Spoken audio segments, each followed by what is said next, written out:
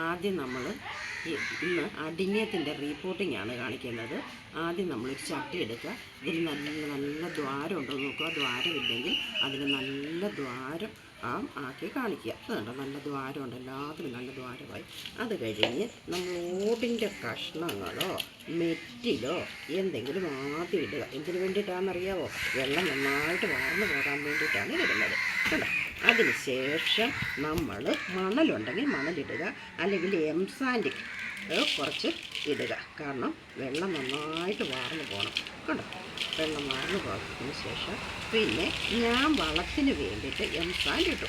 കണ്ടോ, ഞാൻ വളത്തിന് വേണ്ടിയിട്ട് ഇച്ചിരി എല്ലുപൊടി ചേർക്കുന്നുണ്ട്. കണ്ടോ, എല്ലുപൊടി ഞാൻ ചേർത്തു. അതിന് ശേഷം മണ്ണ് കുറച്ചിട്ടു. മണ്ണ് കുറച്ച് ഇട്ടു.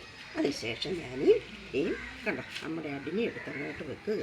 അടിഞ്ഞതിൻ്റെ കോഡക്സ് മുകളിൽ കാണണം. താഴെ മാത്രമേ ഉള്ളൂ. കുറച്ച് മണ്ണിട്ട് ഫില്ല് ചെയ്യുക. കണ്ടോ, കുറച്ച് മണ്ണ് കോഡക്സ് മുകളിൽ കാണിക്കണം.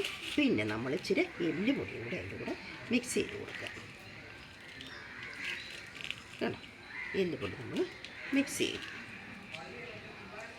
കണ്ടോ, അതിലേക്ക് ബാക്കി മണ്ണും കൂടെ ഇട്ട് നന്നായിട്ട് അമക്കി തണലത്ത് വെക്കണം.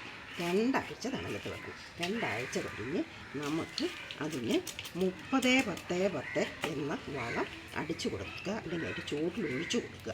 അല്ലെങ്കിൽ 19-19-19 വെള്ളത്തിൽ 1 ലിറ്റർ വെള്ളത്തിൽ 3 ഗ്രാം ഇട്ട് നന്നായിട്ട് മിക്സ് ചെയ്തിട്ട് അതിൻ്റെ ചൂട്ടിൽ ഒഴിച്ചു കൊടുത്താൽ മതി. ഇത് 15 ദിവസം കൂടുമ്പോൾ ഇങ്ങനെ ഒഴിച്ചു കൊടുത്താൽ നന്നായിട്ട് വളരും. ഉടനെ പൂവും ഉണ്ടാകും. ഇതിപ്പം പെട്ടെന്ന് പൂ പിടിക്കുമ്പോൾ ഈ തണലത്തേക്ക് മാറ്റി വെച്ചാൽ മതി. കണ്ടോ.